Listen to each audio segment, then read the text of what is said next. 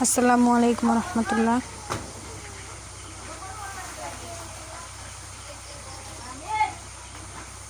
My name is Rashmi Siddika. Now I am going to discuss about the different kinds of law of evidence. First of all, direct evidence. Direct evidence are those evidences which establish a facts. Best examples of direct evidence would be statement or confession made by the witness. Secondly, indirect or circumstantial evidence. Circumstantial evidence or indirect evidence are those ones which attempt to prove the fact in disputes by providing other fact. Circumstantial evidence are not definite proof. They only provide a general idea as to what occurred at the crime scene.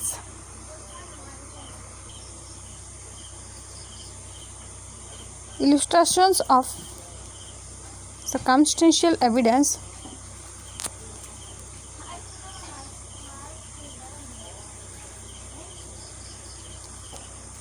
Body of B was found in the house of S. If the defendant fails to provide a visible explanation and fails to establish his innocence, this would form the chains of circumstantial evidence establishing the guilty of the accused. Judicial evidence.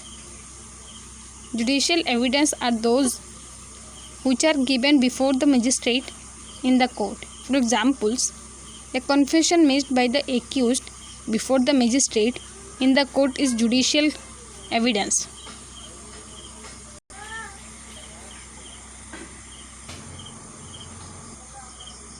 Illustrations of non-judicial evidence. Any confession made by the accused outside the court.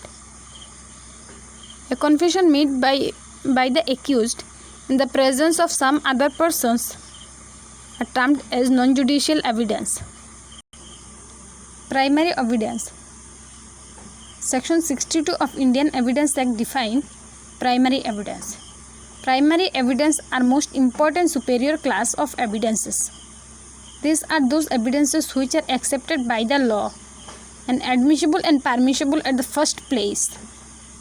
These are those evidence which in any possible condition gives the vital hints in a dispute's facts and establishes through documentary evidence on the productions of the original document by the court. Number 6. Secondary evidence. Secondary evidence are defined under Section 63 of Indian Evidence Act. These are those evidences which are entertained by the court in the presence of primary evidence. Therefore, it is known as secondary evidence. Number 7. Real evidence. Real evidence are those evidences which are real or material evidence. Real evidence or proof of fact is brought to the knowledge of the court by any inspections of physical object rather than by delivery on informations by a witness or a document.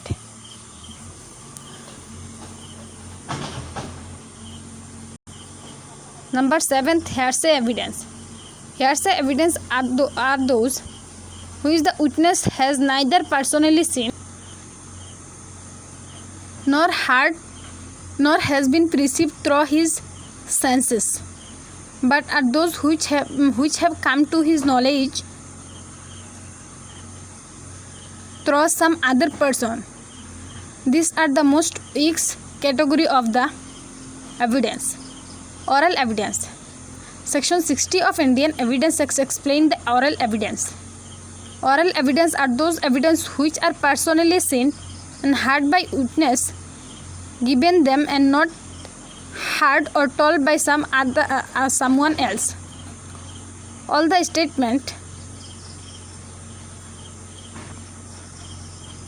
statements which are permitted by the court or court except the witness to make such statement in his presence regarding the truth of the fact are called as oral evidence. Next one is documentary evidence. Documentary evidence are defined under section 3 of the act. All those documents which are presented in the court for inspection regarding a case. Such documents are known as documentary evidence. Thank you for watching my video.